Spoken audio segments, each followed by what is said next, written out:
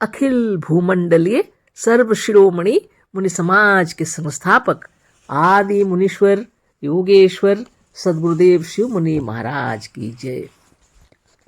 उपस्थित मुनि वृंद, साधु सज्जन वृंद, संत वृंद, साधक वृंद, आध्यात्म ज्ञान के जिज्ञासु और प्रेमियों, सभी श्रोता वृंद, आप सभी को मेरा कोटिशः नमन, सप्रेम जय जीव। तो आध्यात्मिक चर्चा चल रही है और हम लोग सदगुरुदेव शिवमुनि महाराज रचित ग्रंथ भूत विद्या व मैस्मरिज्म पर चर्चा कर रहे हैं। आज अध्याय 3 पर चर्चा होगी, भूत विद्या या मैस्मरिज्म की व्यर्थता। जब सदगुरुदेव को यह अनुभव हो गया, उनकी अनुभूति हुई कि भूत विद्या या मैस्मरिज्म व्यर्थ ही है ना, उसी पर उदाहरण दे करके हम लोग को समझा रहे हैं। हमने एक बार एक मुसलमान लड़के को सिद्ध दर्पण दिखलाया। सबकी राय से दर्पण में एक आर्य समाजी सज्जन बुलाए गए, जिन्हें मरे हुए 10-11 दिन व्यतीत हो चुके थे। वह आए, उनसे पूछा गया, आप कहाँ से आ रहे हैं? उन्होंने कहा, नरक से। हमने उस मुसलमान लड़के से कहा, पूछो यह नरक में क्यों गए? प्रेतात्मा ने उत्तर दिया कि कुरान की निंदा करने के कारण। यह बात हमें बहुत खटकी। वहाँ पर हमारे साथ 2 मुसलमान और बैठे हुए थे। उन लोगों ने कहा, महाराज जी, हम लोगों का पहले से ऐसा ख्याल था, वह ऐसे ही आदमी थे। रसूल और कलाम मजीद के खिलाफ अक्सर अपने लेक्चर में कहा करते थे। बस साधक लड़के पर वहाँ बैठे रहने के कारण इन लोगों के इन विचारों का भी कुछ प्रभाव अवश्य पड़ा। लड़का भी मुसलमान का था और उसका भी उस प्रेतात्मा के विषय में ऐसा ही विचार था। इन काल्पनिक विचारों के संसार ने भी साधक के ऊपर ऐसा ही प्रभाव डाला। दूसरे दिन जब एक हिंदू लड़के को दिखलाया गया तो उसने कहा कि वह स्वर्ग में है। वह स्वर्ग में हो या नरक में, पर हमारे अनुभव ने यह बतला दिया कि दोनों की बातें गलत थीं। स्वर्ग नरक और दोजख बहिश्त सब काल्पनिक हैं। इस पर हमारी पुस्तक सूक्ष्म शरीर सूक्ष्म लोक स्वर्ग और मृत्यु का रहस्य। तो हम लोगों ने देखा सदगुरुदेव का उदाहरण है ना, उनके साथ जो व्यतीत हुआ है उन्होंने बतलाया। एक व्यक्ति मर गए थे, आर्य समाजी सज्जन, और 10-11 दिन व्यतीत हो चुके थे। गुरुदेव परीक्षण ले रहे हैं, एक मुसलमान बच्चे को बुलाए और सिद्ध दर्पण दिखलाया। वहाँ और भी लोग बैठे हुए थे है ना, और सबके विचारों से कहा गया कि जो अभी मरे हुए हैं ना आर्य समाज के सज्जन, उनको बुलाया जाए। फिर उनको बुलाया गया। लड़के उसमें आया वो सिद्ध दर्पण में, और लड़के से पूछा गया कि कहाँ से आ रहे हैं, तो नरक से बोल दिया वह। तो गुरुदेव बोले, पूछो नरक में क्यों गए? तो प्रेतात्मा ने उत्तर दिया कि कुरान की निंदा करने के कारण। सदगुरुदेव को यह बात बहुत खटकी, पर उनके साथ में और 2 मुसलमान भी बैठे हुए थे। उन लोगों ने कहा, महाराज जी, हम लोगों का ऐसा ही विचार था। वो ऐसे ही ख्याल के थे। रसूल और कलाम मजीद के खिलाफ अक्सर अपने लेक्चर में कहा करते थे। अब इनकी विचारधारा, जो कुरान शरीफ की निंदा करेगा वो निश्चित रूप से नरक में जाएगा, कहने का विचार है उनके अंतरात्मा में, है ना। और बच्चे को जब दिखाया गया तो उसने भी वही दिखा। अब विचित्र बात नहीं है ना। तो गुरुदेव भी चकित हो रहे थे, है ना।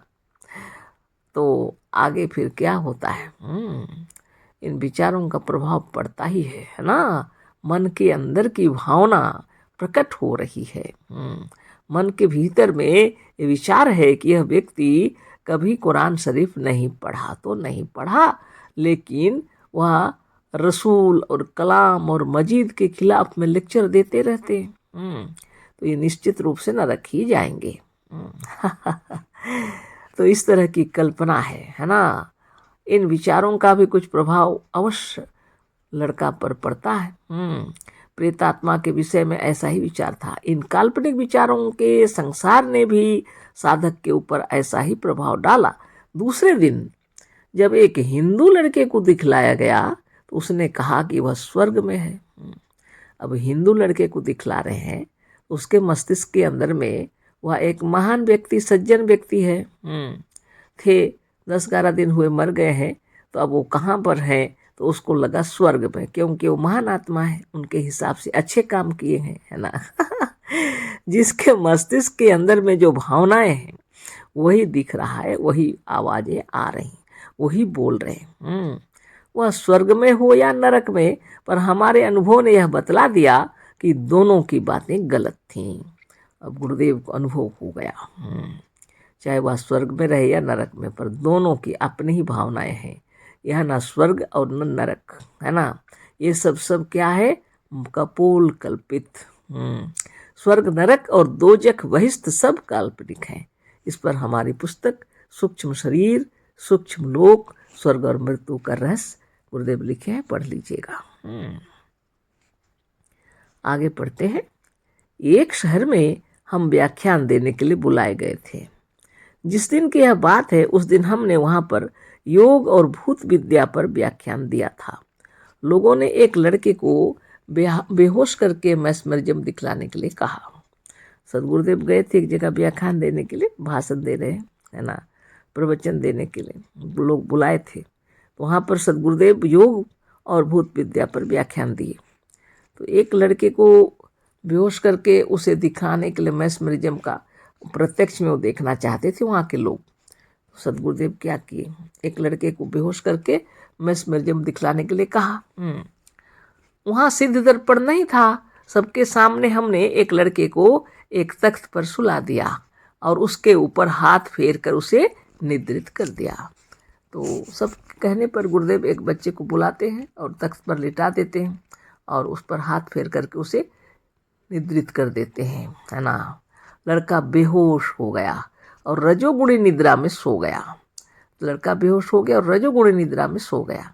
गांव में एक आदमी प्लेग से बीमार था। उसी गांव में एक व्यक्ति प्लेग के बीमार था। उसे नीम की छाल औंटा कर पीने के लिए धन्वंतरी ने बतलाया। तो उसी बच्चे को पूछा गया, है ना, कि कैसे ठीक होगा।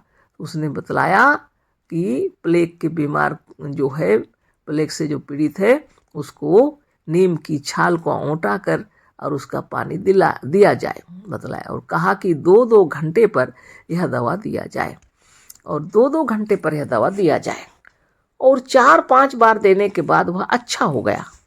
तो बड़ी विचित्र बात हो गई, 4-5 देने के बाद वह अच्छा हो गया, प्लेग की बीमारी ठीक हो गई।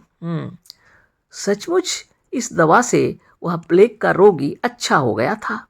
एक और विचित्र घटना घटी। जब सब लोग प्रश्न कर रहे थे तो एक लड़का भी आया और उसने अपने बाप को बुलाने के लिए कहा। जब सब लोग प्रश्न पूछ रहे थे तो एक लड़का भी आया और उसने कहा कि उनके पिताजी को बुलाया जाए। उसका बाप कलकत्ते में नौकर था और 10 रोज हुए थे कि मर गया था।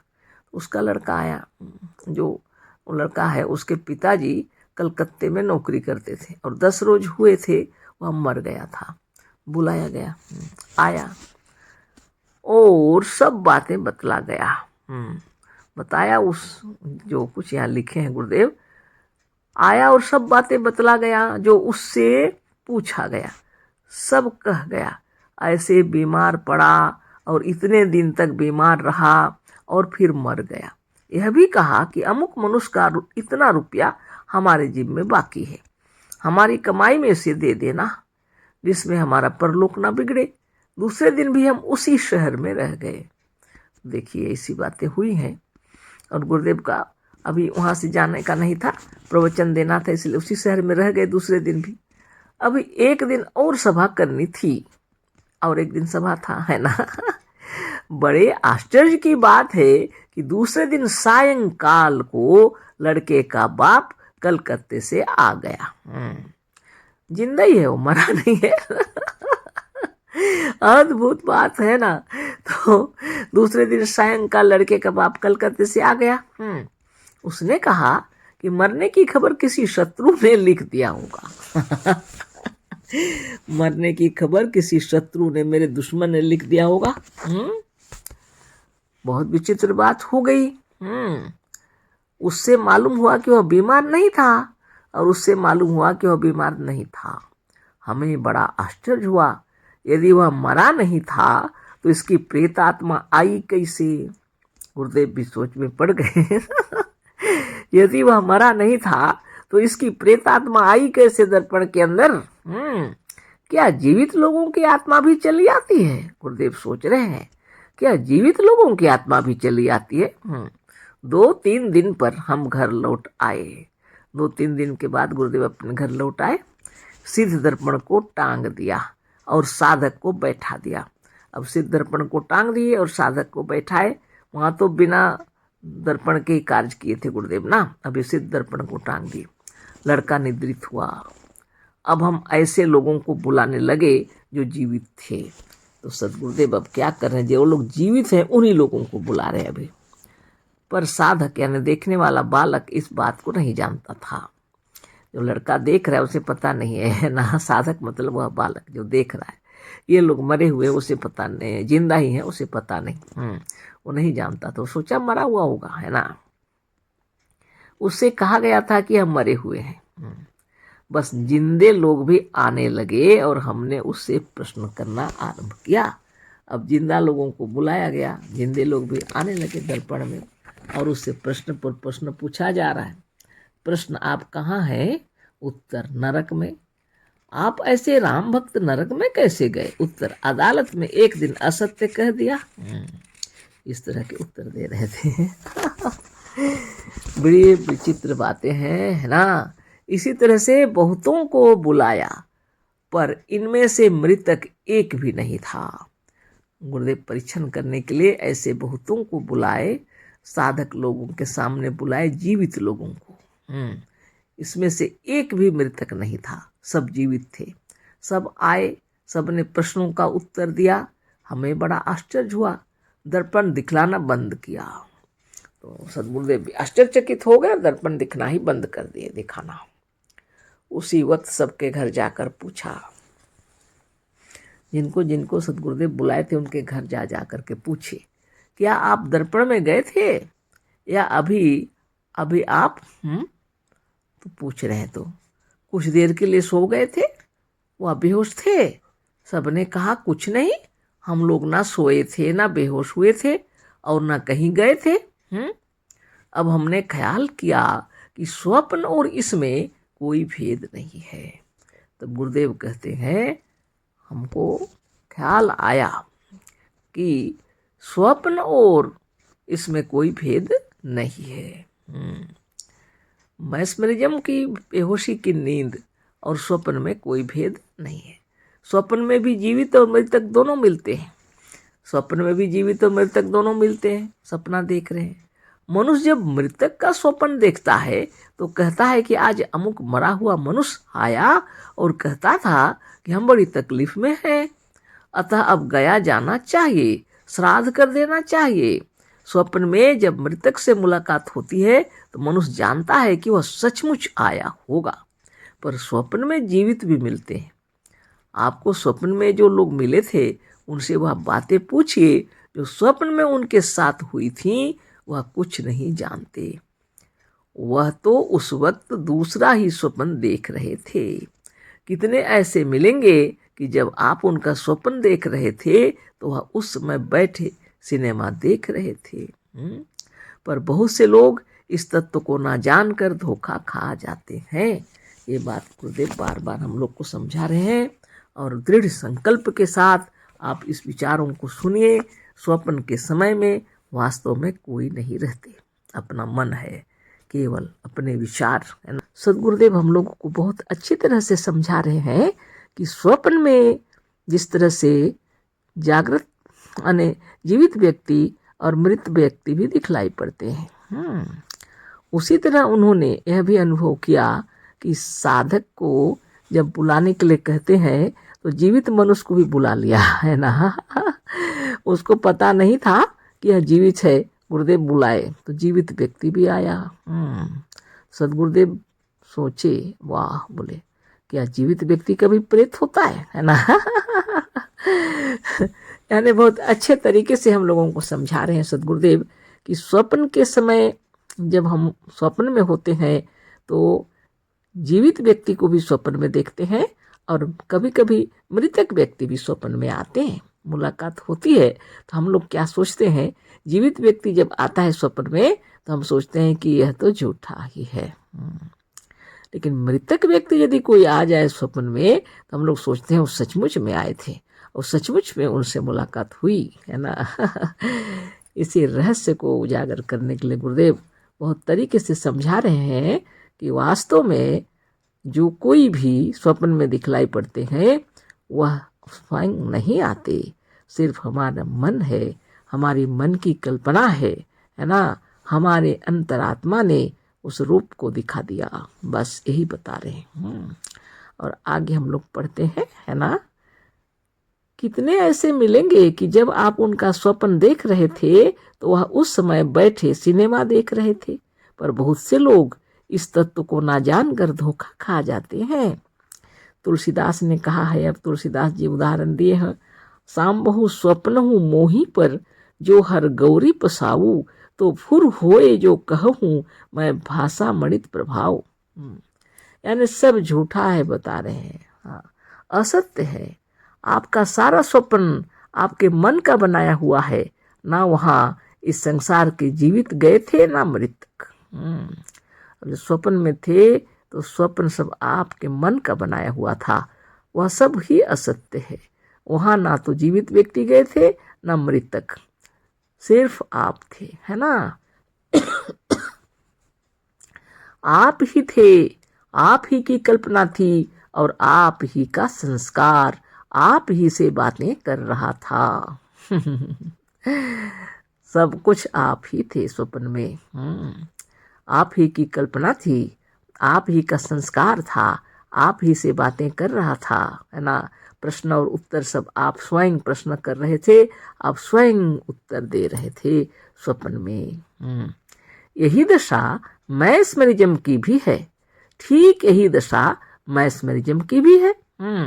जागृत अवस्था से यह अवस्था भिन्न अवश्य है, पर स्वप्न अवस्था से बहुत कुछ मिलती जुलती है।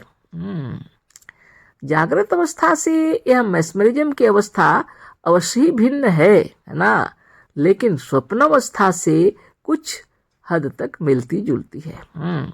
जागृत में केवल जीवित लोगों को देखा जाता है। अभी हम लोग जागृत अवस्था में है, तो जागृत अवस्था में हम लोग सिर्फ जीवित लोगों को देखते हैं, पर इसमें यानी मैस्मरिज्म की अवस्था में मुर्दे भी दृष्टिगोचर होते हैं। स्वप्न में भी और मैस्मरिज्म में भी, मैस्मरिज्म की निद्रा में भी और स्वप्न में भी हम लोग क्या देखते हैं, कभी जिंदे लोग तो दिखते हैं तो मुर्दे भी दिखते हैं, है ना। मरे हुए लोग भी स्वप्न में आते हैं कहने का मतलब, और जीवित लोग तो आते ही हैं, मरे लोग भी आते हैं। उसी प्रकार मैस्मरिज्म की अवस्था में जब कोई सो जाता है रजोगुणी निद्रा में, और उससे जो कुछ बुलाया जाता है, जिसको बुलाने के लिए कहते हैं, तो मुर्दे के लोग का नाम लेकर के जब सामने लाते हैं तो उसी का वेशभूषा में, उसी के चेहरे में, उसी के रूप में उपस्थित हो जाते हैं और प्रश्न उत्तर चलते हैं। बड़ी विचित्र बात है ना। लेकिन सदगुरुदेव का कहना है वह भी उसी अवस्था में है जैसे स्वप्न की अवस्था में, है ना। यहाँ भी कोई आए नहीं है, वास्तव में वो जो कुछ हो रहा है सब उस साधक के मनोवृत्ति के प्रभाव से हो रहा है। उस साधक जो देख रहा है, जो सोच रहा है, उसका भी प्रभाव है उसके अंदर, और जो दिखा रहे हैं सिद्ध उसका भी प्रभाव है ना। लेकिन ज्यादा प्रभाव सिद्ध का ही पड़ता है, लेकिन अज्ञात शक्ति के अंदर, है ना, उसका भी अपना संस्कार वश वो बोलता है। तो अब पर वास्तव में कुछ नहीं है। सोचिए तो मैस्मरिज्म का सारा जंजाल स्वप्नवत असत्य है। सदगुरुदेव बहुत सुंदर से समझा दिए हैं। जैसे हम लोग ऊपर में देखे थे, एक मुसलमान बालक ने देखा तो वो देखा कि वह नरक में गए हुए हैं। अब बताइए, और एक हिंदू ने देखा तो कहा कि वह स्वर्ग में गए हैं। तो भावना अपनी अपनी है ना, अज्ञात शक्ति के अंदर में ये भावनाएं काम करती हैं और साधक जिनको बुलाने के लिए कहता है तो साधक नहीं सिद्ध, तो साधक बुला लेता है उसी को, है ना। लेकिन कहता है जब वह, तो अपने मन की बात अज्ञात शक्ति के अंदर से सवाल जवाब होते हैं, है ना। इस बात को सद्गुरुदेव समझा दिए हैं बहुत अच्छे ढंग से। इसको आप खूब विचार कर लीजिए, वास्तविकता क्या है ना। आप समझ लीजिए कि जो हम लोग स्वप्न में देखते हैं, मैस्मरिज्म की अवस्था भी थोड़ी बहुत वैसे ही है, लेकिन यह जागृत अवस्था नहीं है और न यह नींद की अवस्था है। यह एक उसके बीच की अवस्था है। अब आगे सद्गुरुदेव क्या लिखते हैं, मान लीजिए कि स्वामी रामतीर्थ जीते हैं। मान लीजिए कि स्वामी रामतीर्थ जीवित हैं। गत रात्रि को किसी ने स्वप्न देखा कि स्वामी रामतीर्थ उसे आत्मज्ञान की शिक्षा दे रहे हैं। मान लीजिए कि स्वामी रामतीर्थ जीवित हैं और किसी ने रात्रि में स्वप्न देखा कि स्वप्न में आकर के रामतीर्थ जी उनको आत्मज्ञान की शिक्षा दे रहे हैं। अब इस पर विचार कीजिए। हमारा कहना यह नहीं है कि स्वप्न में उसने रामतीर्थ को नहीं देखा। सद्गुरुदेव कह रहे हैं हमारा यह कहना नहीं है कि स्वप्न में उसने रामतीर्थ जी को नहीं देखा, देखा जरूर, है ना। उसने स्वप्न अवश्य देखा और स्वप्न में उसे स्वामी विवेकानंद नहीं रामतीर्थ ही मिले थे। पर क्या यह सत्य नहीं है कि स्वप्न में जो कुछ था वह स्वप्न ही था। स्वामी रामतीर्थ ही स्वप्न में मिले थे, स्वामी विवेकानंद नहीं, है ना। गुरुदेव कहते हैं, है ना, हम ये नहीं कह रहे हैं कि उन्होंने स्वप्न में रामतीर्थ को नहीं देखा, देखा जरूर। विवेकानंद को नहीं देखा, स्वामी रामतीर्थ को ही देखा, लेकिन फिर भी यह जो कुछ था सब असत्य ही था, है ना। वहाँ कोई नहीं थे, पर यह सत्य नहीं है कि स्वप्न में जो कुछ था वह स्वप्न ही था। पर गुरुदेव कह रहे हैं वो तो सत्य नहीं था, जो कुछ था सब स्वप्न ही था। स्वामी रामतीर्थ की मूर्ति स्वप्न में अवश्य प्रत्यक्ष हुई थी, पर वह काल्पनिक थी, है ना। स्वामी रामतीर्थ की मूर्ति स्वप्न में कल आई, जीवित अवस्था जैसा बातचीत करते वैसे ही दिखा। मूर्ति कहने का मतलब आकार होता है। मूर्ति मतलब आप यह मत समझ लीजिए कि स्वामी रामतीर्थ की मूर्ति को उसने देखा। प्रत्यक्ष में स्वामी रामतीर्थ को देखा, प्रत्यक्ष में, लेकिन मूर्ति का मतलब क्या होता है, आकार, है ना। तो उनकी आकृति, है ना। स्वप्न के उस बातचीत को जैसे जीते जी स्वामी रामतीर्थ नहीं जानते थे, ठीक उसी तरह मरने के बाद भी जो लोग उन्हें स्वप्न में वह मैस्मरिज्म की निद्रा में देखते हैं, उसे स्वामी जी कुछ नहीं जानते होंगे, है ना। साफ बात है ना। जब जीवित व्यक्ति जब स्वप्न में हमारे आते हैं और उनको कुछ पता ही नहीं रहता, उसी प्रकार मैस्मरिज्म की रजोगुणी निद्रा में जब साधक होता है और उसको जो कहा जाता है वह बुलाता है, तो जीवित व्यक्ति को भी बुलाया गया, मृतक को भी, है ना। अगर मृतक हो तब भी उसे कुछ पता नहीं चलेगा और जीवित है तब भी, क्योंकि वास्तव में वहाँ वही व्यक्ति नहीं आते हैं, है ना। केवल उनकी मूर्ति यानी उनका रूप आता है, वह जो काल्पनिक है। स्वयं सदगुरु को भी बुलाएंगे तो थोड़ी ना आएंगे मैस्मरिज्म में, है। मैस्मरिज्म की नींद में वो दिखलाई पड़ेंगे। सदगुरुदेव स्वयं साक्षात आए हैं और कुर्सी पर बैठ गए हैं और बातें कर रहे हैं, सब दिखेगा। लेकिन वास्तव में सदगुरुदेव शिवमुनि महाराज वहाँ पधारे हैं क्या? बिल्कुल नहीं। स्वयं सदगुरुदेव बतला रहे हैं, है ना, कि यह सब जो चीजें हैं मन की कल्पना से उत्पन्न हुए हैं, है ना। मन ने कल्पना की हुई है और उसी को देख रहे हैं हम और सुन रहे हैं, है ना। जैसे स्वप्न में हम लोग प्रत्यक्ष में देखते हैं, उसी तरह मैस्मरिज्म की निद्रा में भी देखते हैं प्रत्यक्ष में। जैसे स्वप्न में केवल सोने वाले का मन और संस्कार सब कुछ बना लेता है, उसी तरह से रजोगुणी निद्रा में साधक और सिद्ध अपने संस्कार अनुसार सब कुछ बना लेते हैं। सदगुरुदेव बहुत बड़ी बात ऊपर में लिखे हैं कि जागृत अवस्था से यह अवस्था भिन्न अवश्य है, पर स्वप्न अवस्था से बहुत कुछ मिलती जुलती है। जागृत में केवल जीवित लोग को देखा जाता है, पर इसमें मुर्दे भी दृष्टिगोचर होते हैं। हम लोग जागृत अवस्था में किसी मुर्दे को नहीं देखते हैं, है ना। यदि किसी को दिखा तो भूत समझ करके भयभीत होकर के बेहोश हो जाते हैं लोग, है ना। कितने विचित्र बात है जागृत अवस्था में, है ना। लेकिन स्वप्न की अवस्था में बातें भी करते हैं, भयभीत भी नहीं होते, क्योंकि उन्हें मालूम ही नहीं रहता है यह मर गया है बोल के। जब जागते हैं तो सोचते हैं अरे स्वप्न में आए थी, है ना, वो मरे हुए व्यक्ति आए थे, हमसे बातें किए, वाह क्या बात है। धन्य धन्य सदगुरुदेव शिवमुनि महाराज की जय। तो हर प्रकार से आपको सदगुरुदेव हमको आपको सबको यह बात बतला रहे हैं कि जो कुछ हम लोग मैस्मरिज्म की निद्रा में देखते हैं वह सिर्फ काल्पनिक है। जिस प्रकार स्वप्न में हम लोग जो कुछ देखते हैं वह सब काल्पनिक है ना।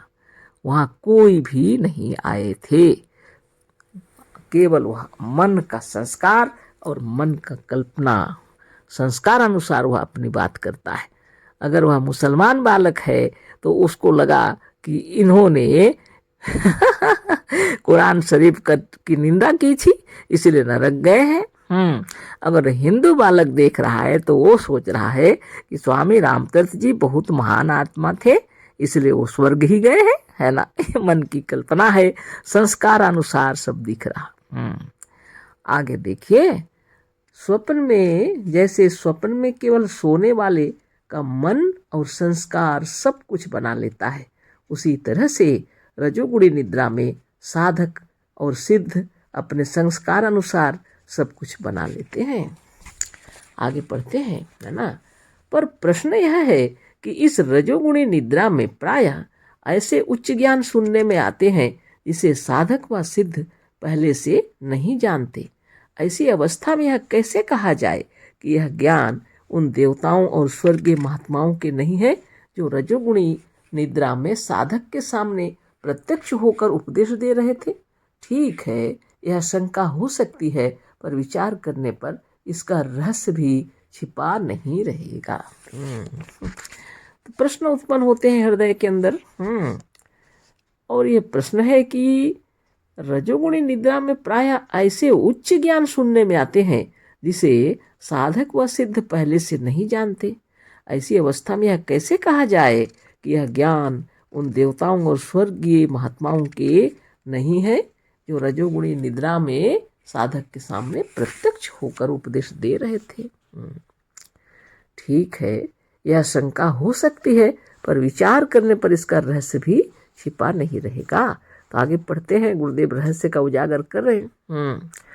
संसार में यह बराबर देखा गया है कि जब किसी गणित का व तत्व ज्ञान का कठिन प्रश्न सामने आ जाता है और उसका किसी तरह से समाधान नहीं होता तो बुद्धिमान पुरुष एकांत में चित्त को एकाग्र कर उसी विचार में निमग्न हो जाते हैं और उसी प्रश्न का उत्तर उन्हीं का अंतःकरण आश्चर्यजनक रूप में दे देता है।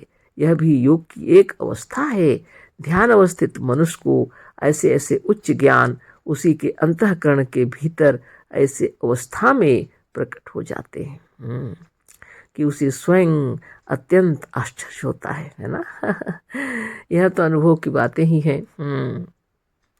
पढ़ाई करते समय कभी कभी कठिन प्रश्न गणित के सामने आ जाते थे तो हर प्रकार से हम लोग सिद्ध करने की कोशिश करते हैं, फिर भी वह प्रमाण नहीं कर पाते। जब तो बहुत तरह का विचार उत्पन्न होता है और एकाग्रचित होकर कभी चिंतन करते हैं और बारंबार उसका सॉल्व करने का उसको कोशिश करते हैं तो अंत में क्या हो जाता है, एक विचार अचानक उत्पन्न होता है और उसके हिसाब से वह गणित के प्रश्न का हम हल निकाल लेते हैं, है ना। तो ऐसी अनेक बातें हो जाती हैं। बुद्धिमान व्यक्ति जब एकांत में अपने उसी प्रश्न पर विचार करते रहते हैं और निमग्न हो जाते हैं तो आश्चर्यजनक तरीके से ध्यान अवस्थित मनुष्य को उस तरह के प्रश्न का अंतःकरण से उत्तर मिल जाता है ना। तो बड़ी विचित्र बात है कि नहीं। आपको पता नहीं था, पहले से आपने उस पर ध्यान किया, बारंबार उसी विषय पर सोचते रहे, तो अंतःकरण से उस प्रश्न का उत्तर आपको मिल जाता है। ऐसे ऐसे उच्च ज्ञान उसी के अंतःकरण के भीतर ऐसी अवस्था में प्रकट हो जाते हैं कि उसे स्वयं अत्यंत आश्चर्य होता है। बात यह है कि मन में अनंत ज्ञान और अपार शक्ति है। कारण गुरुदेव बतला रहे हैं कि वास्तव में यह बात ऐसी है कि इस मन के अंदर में अनंत ज्ञान और अपार शक्ति है। यह आत्मा साधारण वस्तु नहीं, ईश्वर ब्रह्म और सच्चिदानंद है। आपकी जो आत्मा है साधारण वस्तु नहीं है, यही ईश्वर है, ब्रह्म है और सच्चिदानंद है। आत्मा अपने वास्तविक रूप से अनादि, अविनाशी, सर्वज्ञ और सर्वशक्तिमान है। आत्मा अपने वास्तविक रूप में वास्तव में क्या है? वह अनादि है, अविनाशी है, सर्वज्ञ है और सर्वशक्तिमान है ना। आपकी आत्मा साधारण नहीं है, उसमें अनंत ज्ञान और अपार शक्ति है। और आपकी आत्मा साधारण वस्तु भी नहीं है, वह ईश्वर है, ब्रह्म है और सच्चिदानंद है। आत्मा अपने वास्तविक रूप से अनादि है, उसका स्वरूप से वह अनादि है, अविनाशी है, सर्वज्ञ और सर्वशक्तिमान है। इसको बार बार ख्याल कर लीजिए, है ना। अतः एकांत देश में जाकर चित्त को एकाग्र कर आत्मस्थ और ध्यान अवस्थित पुरुष यदि अपनी आत्मा के भीतर उच्च से उच्च ज्ञान को पा जाए और अनेक शंकाओं और प्रश्नों का समाधान हो जाए तो कोई आश्चर्य नहीं है। एकांत स्थान में जाकर एकाग्र चित्त से आत्मस्थ होकर ध्यानावस्थित होकर यदि किसी पुरुष को अपने अंतरात्मा से उच्च ज्ञान मिल जाए और सभी शंकाओं, सभी प्रश्नों का समाधान हो जाए तो इसमें कोई आश्चर्य की बात नहीं है, क्योंकि आपकी आत्मा स्वरूप से ही अनादि, अविनाशी, सर्वज्ञ और सर्वशक्तिमान है। इस चीज को गुरुदेव बतला रहे हैं। स्वप्न, समाधि और मैस्मरिज्म को योग निद्रा में सूक्ष्म शरीर का मस्तिष्क काम करता है। स्वप्न में, समाधि में और मैस्मरिज्म की निद्रा के समय में सूक्ष्म शरीर का मस्तिष्क ही काम करता है। मरने के बाद केवल स्थूल मस्तिष्क जलकर नष्ट हो जाता है। सब तो ये देखते हैं, है ना, मरने के बाद, है ना, जब चिता में शरीर को समर्पित कर देते हैं अग्नि को, तो क्या होता है? यह स्थूल शरीर और स्थूल मस्तिष्क सब नष्ट हो जाता है जल करके। पर सूक्ष्म मस्तिष्क का नाश नहीं होता। इस शरीर के जल जाने पर भी आपका सूक्ष्म मस्तिष्क का नाश नहीं होता। आपका सूक्ष्म शरीर होता है, आपका सूक्ष्म मस्तिष्क होता है ना, उसका नाश नहीं होता। उसी को गुरुदेव बतला रहे हैं, मरने के बाद केवल स्थूल मस्तिष्क जलकर नष्ट हो जाता है, पर सूक्ष्म मस्तिष्क का नाश नहीं होता। अतः इस सूक्ष्म मस्तिष्क में अनेक जन्मों के अनंत ज्ञान का संस्कार रहता है। इसे विस्तार से देखना हो तो सूक्ष्म शरीर नाम की पुस्तक देखें।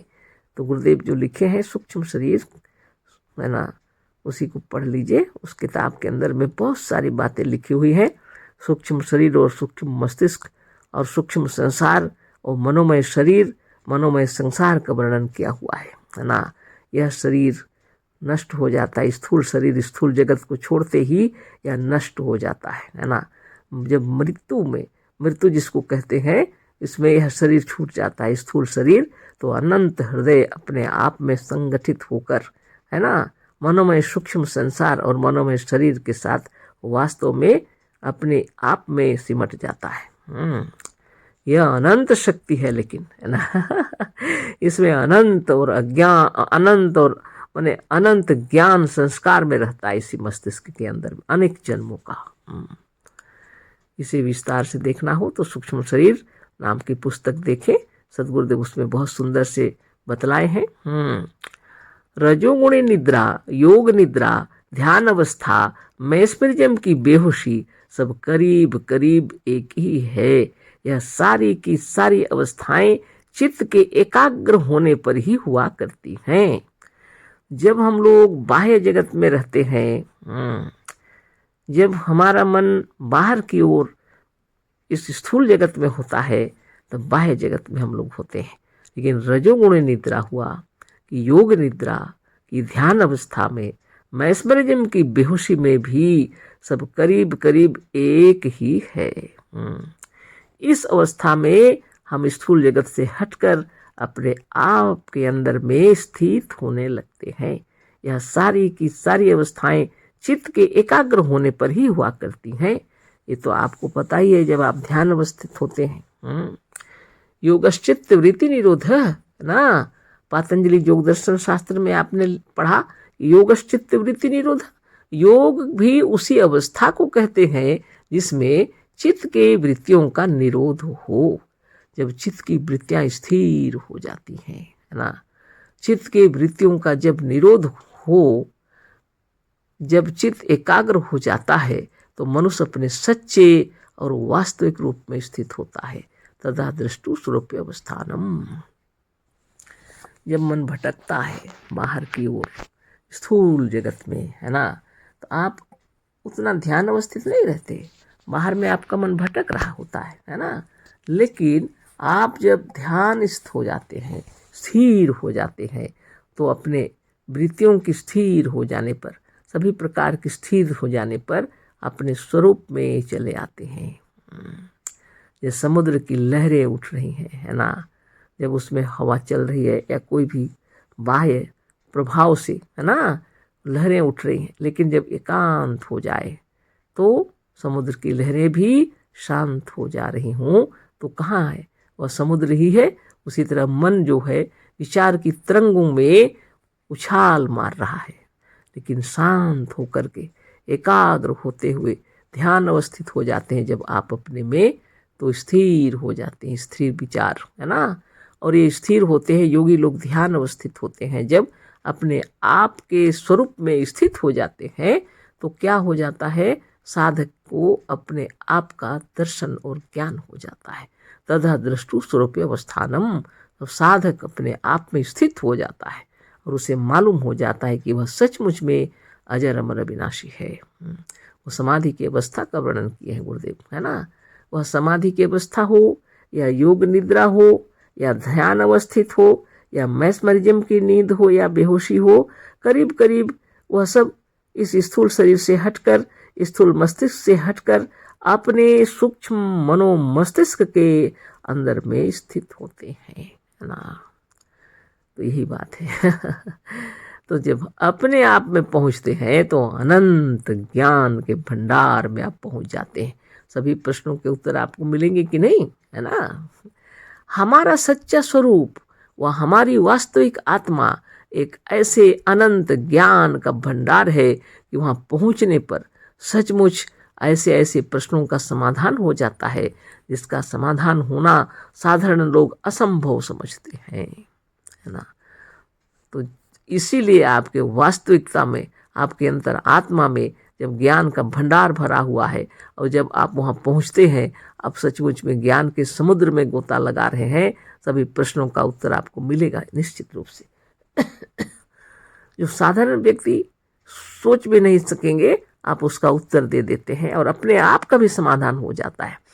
जब आप स्थूल जगत में होते हैं और जिसका समाधान नहीं हो रहा, तो अंतरात्मा की गति, अपने अंतरात्मा की ओर सैर करने पर आपके अनंत आत्मा के अंदर से इस प्रकार के प्रश्नों का उत्तर आपको मिल जाता है।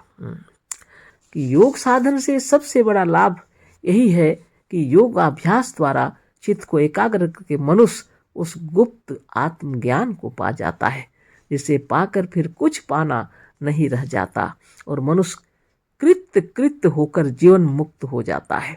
आत्मस्थ और ध्यानावस्थित होने पर मनुष्य योग निद्रा, समाधि व रजोगुणी निद्रा में होता है। वहाँ पहुँचने पर अपना ही अंतःकरण अद्भुत से अद्भुत ज्ञान के कपाट को खोल देता है। बहुत बड़ी बात है ना। योगाभ्यास के द्वारा या समाधिस्थ होने पर व्यक्ति ऐसी स्थान पर पहुंच जाता है, अंतःकरण में डुबकी लगा लेता है ना। ध्यान अवस्थित हो जाने पर, समाधिस्थ हो जाने पर या रजोगुणी निद्रा में होता हुआ वहीं पहुंचता है ना, तब क्या होता है, अंतःकरण के अंतर्गत अद्भुत ज्ञान के कपाट खुल जाते हैं और वहां से वह ज्ञान ले आता है ना। तो बहुत बड़ी बात है, बिना समाधि के आपको यह ज्ञान कभी नहीं होगा कि आप अजर अमर अविनाशी हैं। आप तत्व से अपने आप को तभी जान लेते हैं जब आप आत्मस्थ होते हैं, समाधिस्थ होते हैं, स्वरूपस्थ होते हैं। और रजोगुणी निद्रा में जो होते हैं वो तो बेहोशी की अवस्था में होते हैं और वो सिद्ध उनको जैसे जैसे बतलाते हैं वो उस अवस्था में होते हैं, लेकिन फिर भी उनके संस्कार के अनुसार अज्ञात शक्ति से प्रश्नों का उत्तर जो देते हैं वो अपने संस्कार के अंतर अपने अंतरात्मा में डुबकी लगा के ही देते हैं, है ना। साधारण बात नहीं है। आपके ज्ञात शक्ति के अंतर्गत हो सकता है इस प्रश्न का उत्तर न हो, लेकिन आपके अज्ञात शक्ति के अंतर्गत में अनंत प्रश्नों के उत्तर हैं। यही सद्गुरुदेव बतला रहे हैं। जब तक आप ध्यान अवस्थित नहीं होंगे, जब तक आप समाधिस्थ नहीं होंगे, या जब तक आप योग निद्रा में नहीं जाएंगे या रजोगुणी निद्रा को प्राप्त नहीं होते हैं, तब तक आप अपने अंतःकरण में डुबकी नहीं लगा सकते। अंतःकरण में जब आप डुबकी लगा लेते हैं तब वहाँ अनंत ज्ञान के कपाट खुल जाते हैं, है ना। योग निद्रा और रजोगुणी निद्रा में एक तरह से बहुत बड़ा भेद है। रजोगुणी निद्रा मैस्मरिज्म वाली उस अवस्था को कहते हैं जिसमें एक साधक बालक को मैस्मरिज्म करने वाले सिद्ध पुरुष निद्रित और बेहोश कर देता है। साधक जिसके वश में होकर वह कैद होकर उस अवस्था में जाता है, और योगी लोग अपने बस में स्वतंत्र और मुक्त होकर उसी अवस्था में जाते हैं। यहाँ भी भेद बता रहे हैं गुरुदेव, है ना। आप समाधिस्थ अवस्था में स्वतंत्र होते हैं, लेकिन रजोगुणी निद्रा या मैस्मरिज्म वाली अवस्था में जब कोई होते हैं तो जो बालक यानी जो साधक मैस्मरिज्म करने वाले सिद्ध के अनुसार निद्रित और बेहोश कर दिया जाता है ना। तब साधक यानी बालक जिसके वश में होकर, किसके सिद्ध के वश में होकर उस अवस्था में आता है। एक प्रकार से वह स्वतंत्र नहीं है, उसके कैद में है, वह उसको निद्रित किए हुए है, वो सिद्ध उसको उस अवस्था में पहुंचाए हैं, इसलिए वह स्वतंत्र नहीं है। यही बता रहे हैं। और जब ध्यान करके समाधिस्थ होते हैं तब स्वतंत्र रूप से अपने आप में डुबकी लगाते हैं। लेकिन रजोगुणी निद्रा या मैस्मरिज्म वाली जो अवस्था है उसमें एक बालक को मैस्मरिज्म करने वाले सिद्ध, जिसको कहते हैं सिद्ध पुरुष, निद्रित और बेहोश कर देता है। साधक जिसके वश में होकर वह कैद में होकर उस अवस्था में जाता है ना। वैसे वो अपने से नहीं गया है, कोई उसको अपने वशीभूत करके वहाँ ले गए हैं। और योगी लोग अपने बस में स्वतंत्र और मुक्त होकर उसी अवस्था में जाते हैं। लेकिन योगी लोग ध्यान में डुबकी लगाते हैं, है ना। नित्य दिन तपोबल से ध्यान करते करते अपने आप उस अवस्था में आ जाते हैं जब, है ना, जिसको समाधि की अवस्था कहते हैं। यह योग निद्रा है वास्तव में, योग निद्रा से आगे, है ना। रजोगुणी से भी आगे, है ना। अपने स्वतंत्र होकर के, मुक्त होकर के आप अपने आप में पहुंचे हुए हैं, तो निश्चित रूप से भेद रहेगा ना। सद्गुरुदेव बतला रहे हैं, इसको ठीक से समझ लीजिए। जब आपने मुक्त होकर के उस स्थान पर गए हैं और वहाँ का आनंद आप अनुभव में, अपने आप में आपको जो आनंद मिलेगा, और एक परतंत्र होकर के किसी के माने बंधन में बंध करके आप जाएंगे, दोनों में अंतर है, खुशी में फर्क पड़ जाएगा, है ना। तो गुरुदेव उसी को बता रहे हैं। योगी लोग अपने बस में स्वतंत्र और मुक्त होकर उसी अवस्था में जाते हैं। अतः इस रजोगुणी निद्रा और योग निद्रा में इस विचार से बहुत बड़ा भेद है। बनारस में उदाहरण दे रहे हैं, बनारस में जो कैद होकर जेल में है वह उस आनंद और ज्ञान को क्या जान सकता है जिस ज्ञान और आनंद का एक स्वतंत्र और मुक्त पुरुष बनारस में घूम घूम कर और सत्संग करके अनुभव कर रहा है। एक व्यक्ति गया है स्वतंत्र होकर के घूमने के लिए बनारस, और घूम घूम करके सत्संग का अनुभव कर रहा है। और एक व्यक्ति भी बनारस गया है पर दूसरे के अधीन होकर के, किसी की कैद में होकर के गया है। किसी का कैद में जाना अनुभव नहीं, वो अपने दूसरे के बंधन में जा रहा है। उसको कैसे खुशी होगी? नहीं होगी ना। और आप मुक्त होकर के घूम रहे हैं, जहाँ मन चाहे बनारस को देख रहे हैं, चारों ओर से घूम घूम कर, और जगह जगह सत्संग में जा रहे हैं और आनंद से घूम रहे हैं, आपकी अनुभूति अलग होगी। अतः इन दोनों अवस्थाओं में बहुत बड़ा भेद होने पर भी यह कहा जा सकता है कि वास्तव में, है ना, दोनों का देश एक ही है, यानी दोनों बनारस में है। एक कैद होकर है और एक मुक्त और स्वतंत्र होकर, है ना। बनारस ही गए हैं पर एक मुक्त होकर के हैं और एक कैद में गए। अंतर तो होगा। मोतियों के समुद्र में कैद होकर भी जाने पर कुछ मोतियों को देख लेता और कुछ मोतियों को पा जाना कोई आश्चर्य नहीं है। उदाहरण दे रहे हैं कि मोतियों के समुद्र में यदि कोई कैद होकर के जा रहा, कुछ मोतियों को देख लेगा या कुछ मोतियां मिल जाएं तो कोई आश्चर्य की बात नहीं, पर कैदी को जो मोती वह हीरा मिलेगा वह उसके मालिक के हाथ में जाएगा। जो कैदी को जब वह मोती या हीरा मिलेगा तो उसका नहीं है, वह जिसके गुलाम है, जिसका कैद में गया हुआ है, उसका हो जाएगा, यानी उसके मालिक को मिलेगा, है ना। मोती व हीरा मिलेगा उसके मालिक के हाथ में जाएगा, पर कैदी को कुछ नहीं मिलेगा। ठीक यही दशा साधक की भी होती है, यानी वो बालक की, है ना, जो सिद्ध, जिसको बेहोश कर दिए हैं, ये रजोगुणी निद्रा में है, जब जो बालक, उसको जो कुछ भी मिल रहा है लेकिन उसको वह तत्व उसको प्राप्त नहीं होता। हीरा मोती जो मिलता है उसके मालिक को मिलता है।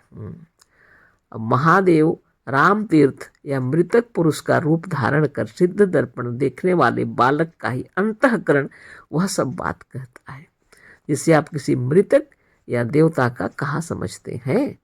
सतगुरुदेव बतला रहे हैं कि ऐसी स्थिति में जो साधक होता है वह या तो महादेव का रूप लेके, या तो राम तीर्थ का रूप लेके, या किसी मृतक पुरुष का रूप धारण करके सिद्ध दर्पण में देखने वाले बालक का ही अंतःकरण है। उस बालक के अंतःकरण ने महादेव का रूप धरा या राम तीर्थ का या किसी मृतक पुरुष का रूप धार लिया, है ना। और जो बातें वह कह रहा है ना, जिसे आप किसी मृतक का या देवता का कहा समझते हैं, वह उसके अंतःकरण की ही बातें हैं। इसमें कोई महादेव नहीं उतरे हैं, कि राम तीर्थ जी नहीं है, कि कोई मृतक पुरुष भी नहीं है, या कोई जीवित पुरुष को ही बुला लिया जाए तो उपस्थित नहीं रहते हैं। जो हो उनके अंतःकरण की बातें हैं सिर्फ। सिद्ध दर्पण के भीतर सचमुच राम जी व हनुमान, है ना, आपको ये अच्छी तरह समझा रहे हैं गुरुदेव कि सिद्ध दर्पण के भीतर सचमुच राम जी व हनुमान जी व महादेव जी नहीं आते, है ना। दर्पण में बालक को कहा जाता है कि भगवान राम उतर आएंगे, वह देख लेगा, हनुमान जी को भी देखेगा, महादेव जी को भी देखेगा, लेकिन वास्तव में सचमुच में ना वहाँ राम जी आते हैं, ना हनुमान जी आते हैं, ना महादेव जी आते हैं।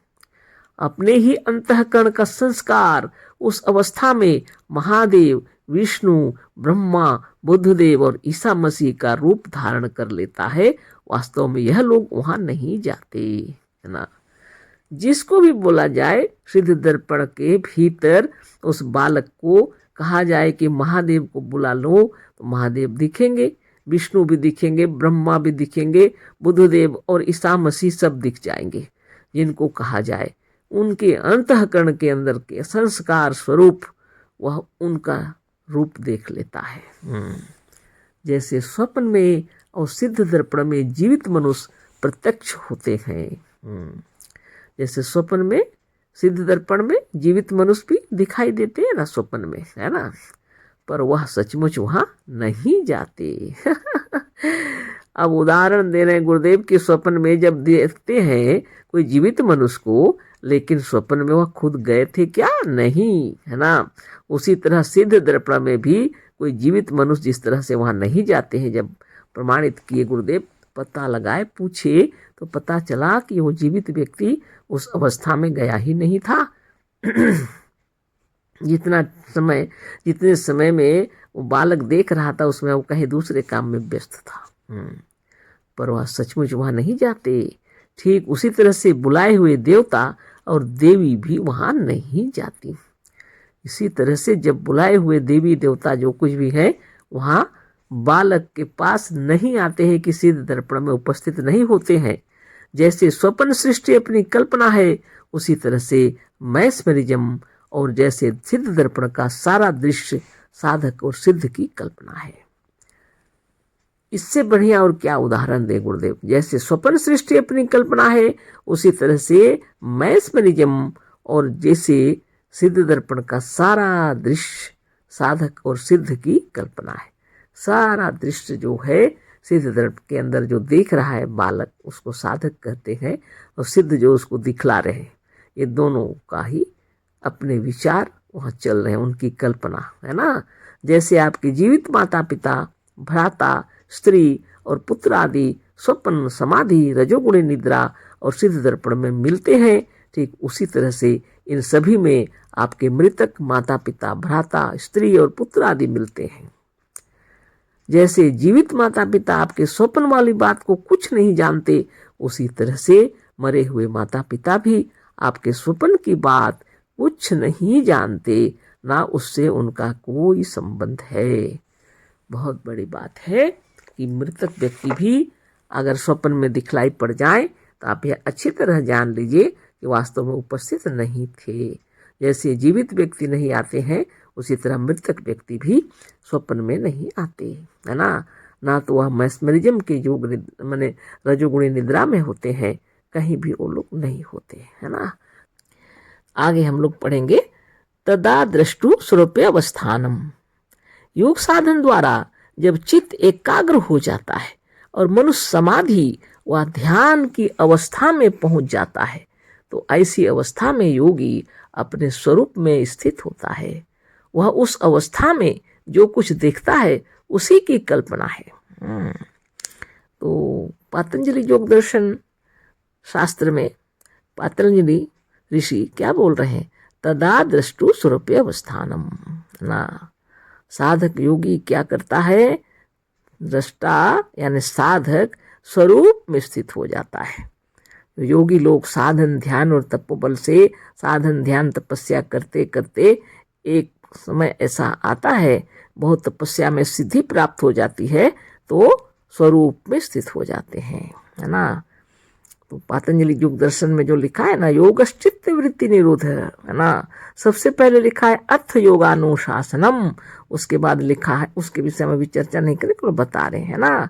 अर्थ योगानुशासनम मतलब अब मैं योग की चर्चा कर रहा हूँ, अनुशासन मतलब जिसको मैंने सुना हुआ है, जानता हूँ, सुन करके उसे बता रहा हूँ। अर्थ योगानुशासनम, अनु माने पीछे और शासन बता रहा हूँ, जिसको मैंने सुना हुआ है किसी गुरु के मुख से, वो बता रहा हूँ, है ना। और क्या लिखते हैं? योगश्चित्त वृत्ति निरोध। योग क्या है? चित्त की वृत्तियों को रोकना है। उसका तरीका करते करते करते करते क्या होगा? तदा दृष्टु स्वरूपे अवस्थानम। उसका अभ्यास करने वाला साधक योगी एक समय ऐसा आएगा जब वह अपने स्वरूप में स्थित हो जाएगा, है ना। तदा दृष्टु स्वरूपे अवस्थानम, तब दृष्टा साधक योगी अपने स्वयं में डूब जाता है और अपने स्वरूप को जान लेता है ना। स्वरूपे अवस्थान, अपने स्वरूप में स्थित हो जाता है।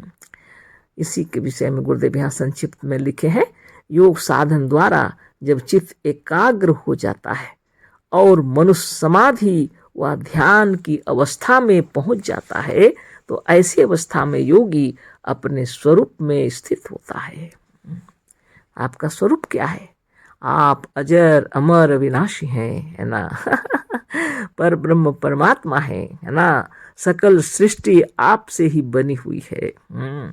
आप वही भगवान साक्षात ईश्वर परमेश्वर हैं, वही आपका वास्तविक रूप है ना। और उसमें आप पहुंच जाते हैं जब, तो सभी समाधान हो जाता है। ठीक है, इनको आगे पढ़ते हैं। वह उस अवस्था में जो कुछ देखता है उसी की कल्पना है। समाधि की अवस्था में जो कुछ देखता है वह उसी की कल्पना है।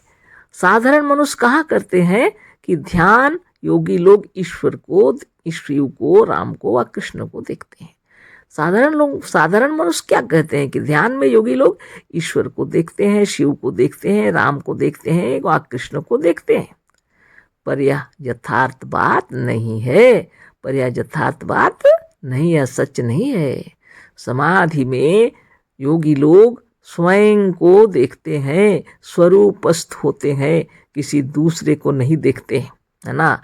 यदि दिख रहे हैं कोई तो अपना ही स्वरूप ही दिख रहा है, अपने ही विचार ही दिख रहे हैं, अपनी ही कल्पना दिख रही है और दूसरा कुछ नहीं दिख रहा, है ना। साधारण मनुष्य कहा करते हैं कि ध्यान में योगी लोग ईश्वर को, शिव को, राम को व कृष्ण को देखते हैं। पर यह यथार्थ बात नहीं है। एक भंगेरी साधु जानता कि महादेव जी भी भांग पीते हैं, अतः वह अपने ध्यान में महादेव जी को भांग घूंटते हुए देखता है, और जो इसके विरुद्ध है वह महादेव जी के शांत रूप को देखते हैं, है ना। धन्य धन्य सदगुरुदेव शिवमुनि महाराज की जय। कुछ साधु लोग भांग पीते हैं, आपको पता है ना। वो लोग सोचते हैं कि महादेव जी भांग पीते थे। तो ऐसा भंगेरी साधु जब ध्यान करेगा तो उसको क्या दिखेंगे? महादेव जी ध्यान में उनको दिखेंगे कि महादेव जी भांग घूंट रहे हैं। अद्भुत अद्भुत गुरुदेव, आपकी महिमा अपार है ना। तो भंगेड़ी रहेगा तो उसको ध्यान में वही दिखेगा ना जो रात और दिन सोच रहा है कि महादेव जी भांग पीते थे। तो जब समाधि लगेगी धन्य आत्मा, तो क्या दिखेंगे कि महादेव जी भी भांग पीते थे, इसलिए भांग घोंटते हुए दिखाई पड़ेंगे। धन्य धन्य। और जो इसके विरुद्ध है, जो लोग महादेव जी को ऐसे नहीं देखते, वह महादेव जी के शांत रूप को देखते हैं। महादेव जी के शांत रूप को देखते हैं। अब आप सोच में पड़ गए होंगे, है ना, इस स्वरूपस्थ होने से महादेव जी ही दिखते हैं क्या? हाँ। तो जगत में तो इतनी सारी संस्थाएं हैं, हिंदू, मुस्लिम, सिख, ईसाई नाम दिए हैं लोगों ने, है ना। आत्मदेव महान आप, है ना। ना आप हिंदू हैं, ना मुस्लिम है, ना सिख है, ना ईसाई है। वास्तव में आप पर ब्रह्म परमात्मा है। जब आप समाधिस्थ होंगे तो क्या देखेंगे? स्वरूपस्थ हो जाएंगे नित्य समाधिस्थ होते होते, और यह ज्ञान आपको हो जाएगा कि ना आप हिंदू हैं, ना मुस्लिम हैं, ना सिख हैं, ना ईसाई हैं, ना जैन हैं, ना बौद्ध हैं, ना पारसी हैं, ना और कुछ है ना। आप क्या हैं? पर ब्रह्म परमात्मा है ना। साक्षात भगवान है वास्तव में।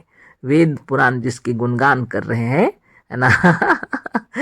जिसको महादेव जी बोल करके यहाँ लिखा गया है। आप यह मत सोचिए कि केवल समाधि में महादेव जी ही दिखते हैं, ऐसी बात नहीं है। गुरुदेव उदाहरण दे रहे हैं।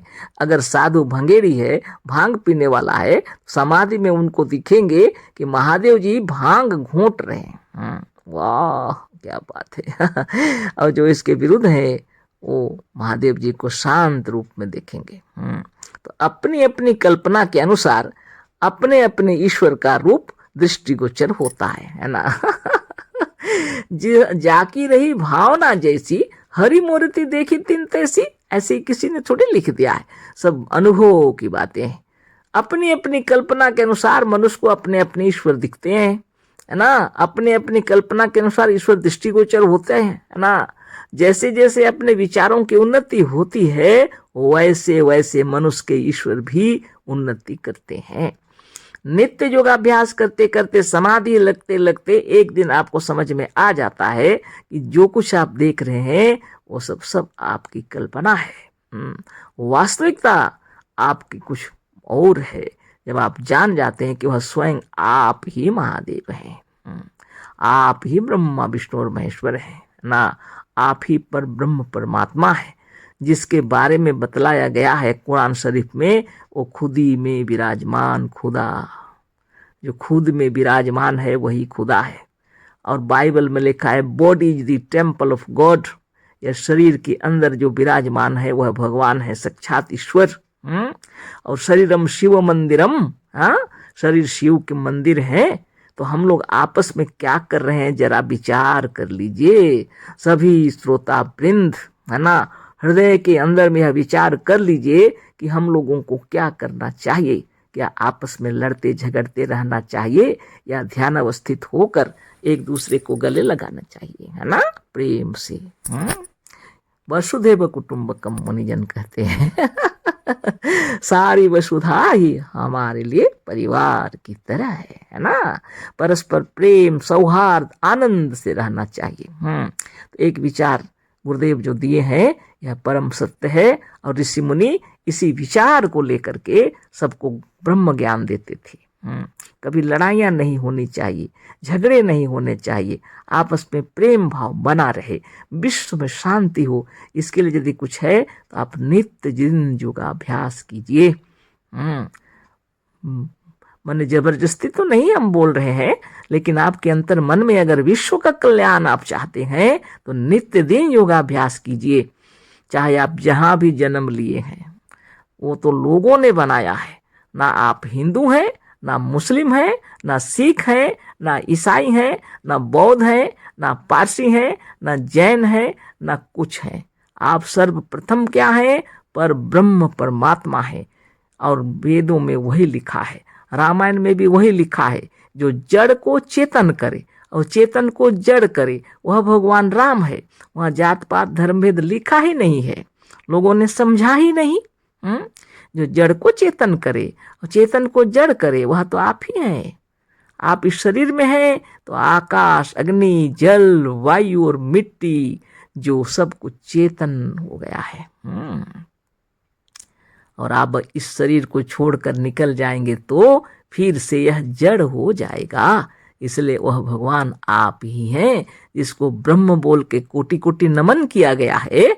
इसीलिए वेदों में लिखा है अहम ब्रह्मास्मि तत्त्वमसि। जिस दिन यह ज्ञान हो जाता है मैं ब्रह्म हूँ, तब सामने वाले को देख करके यह ज्ञान हो जाता है तुम भी वही हो, आप भी वही हो, है ना। तो लोग समझ नहीं पाते हैं, और जड़ चेतन सबको वो एक ही समझ लेते हैं। ऐसी बात नहीं है। आत्मदेव ने दुनिया के निर्माण किए हैं अपनी खुशी के लिए, है ना। आकाश अग्नि जल वायु मिट्टी सब आप से निकले हुए हैं और आप में ही समा जाते हैं, और इससे बढ़कर कोई ज्ञान नहीं है, है ना। इस पर ब्रह्म परमात्मा को जब आप अपने आप को महसूस करेंगे तो हृदय आनंद मग्न हो जाएगा, है ना। जिधर देखेंगे सब भगवान दिखाई पड़ेंगे। तब आप स्वयं गीत गाने लगते हैं, स्वयं रचना करने लगते हैं और ब्रह्म ज्ञान बतलाने लगते हैं, है ना।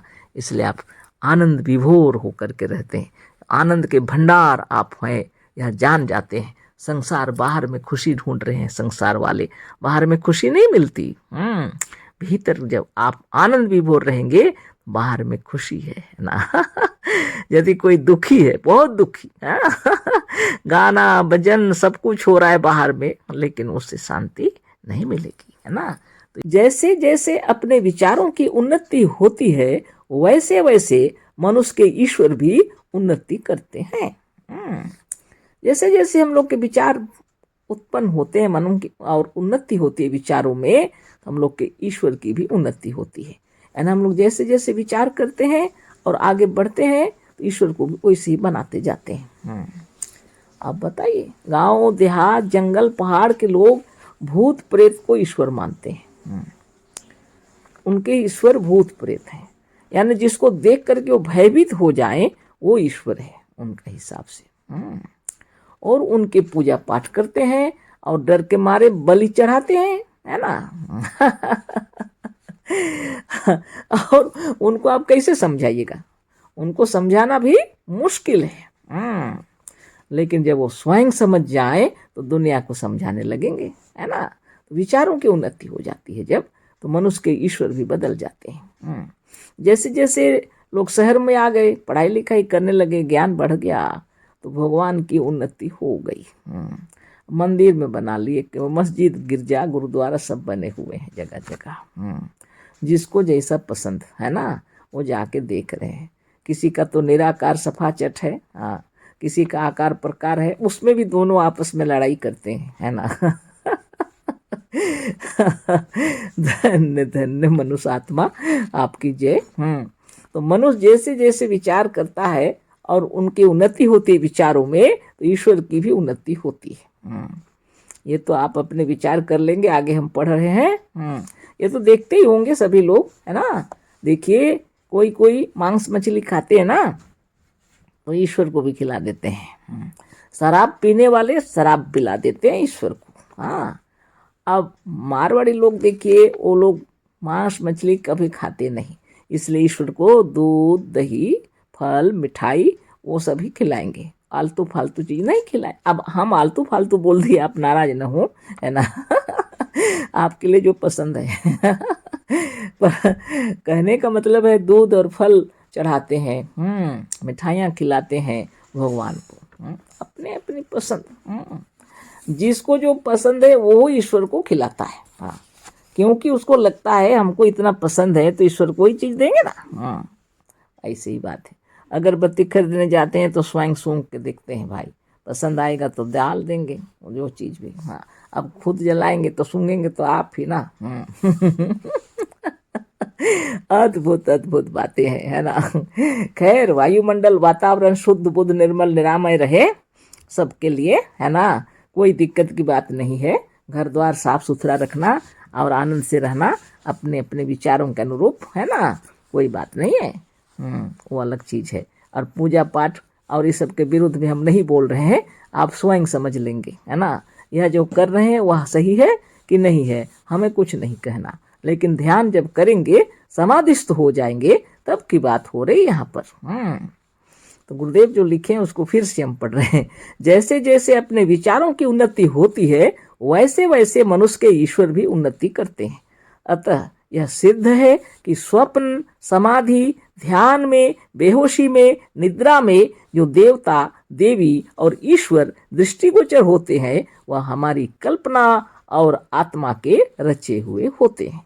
और साधन करते करते यह सच्चा ज्ञान विदित हो जाता है। जब तक ज्ञान नहीं हुआ, समाधि में स्वप्न में बेहोशी में निद्रा में देवी देवता ईश्वर दृष्टिगोचर होते हैं, अपनी कल्पना के अनुसार दिखते हैं।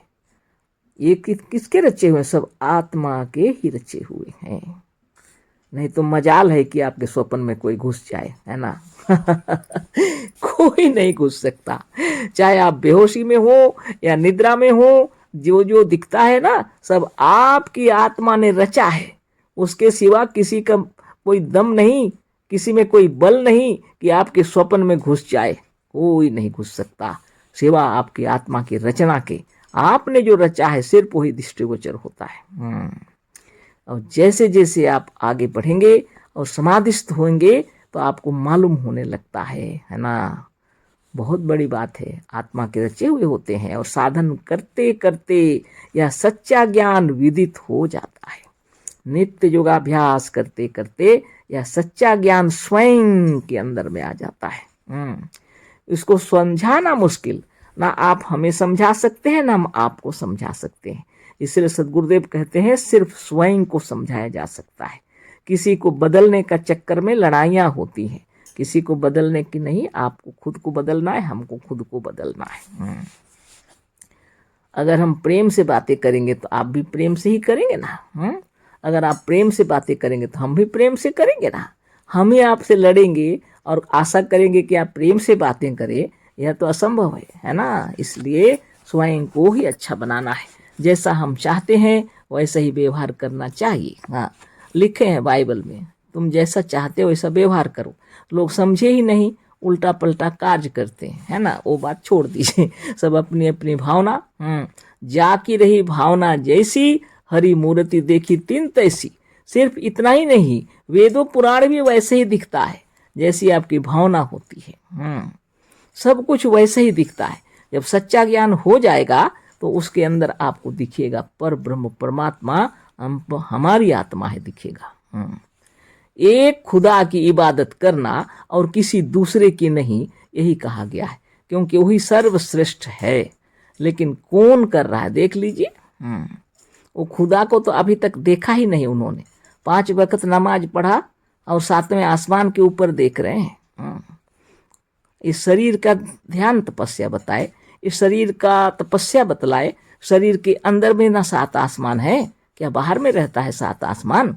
वो सब तो आपका बनाया हुआ है, रचना आपने किए हुए हैं। और लड़ाइयाँ खुद करते हैं हम लोग, है ना, और सबको बेवकूफ समझते हैं, खुद को बुद्धिमान। यही तो गलत है। जिस दिन ज्ञान हो जाएगा तब क्या दिखेगा? अहम ब्रह्मास्मि तत्त्वमसि, वही ब्रह्म ज्ञान है। हम ब्रह्म हैं और तुम भी वही हो। उसी दिन झगड़े समाप्त हो जाएंगे। ना हिंदू मुस्लिम दिखेगा, ना सिख ईसाई दिखेगा, ना जात पात दिखेगा। छोटी जात बड़ी जात मत पूछिए, बाप रे बाप, छुआछूत की भावनाएं, कितनी बड़ी बातें हैं। हाँ, ये सब कब मिटेंगे? जब ब्रह्म ज्ञान हो जाएगा। सदगुरुदेव शिवमुनि महाराज की जय और आपकी अंतरात्मा की जय।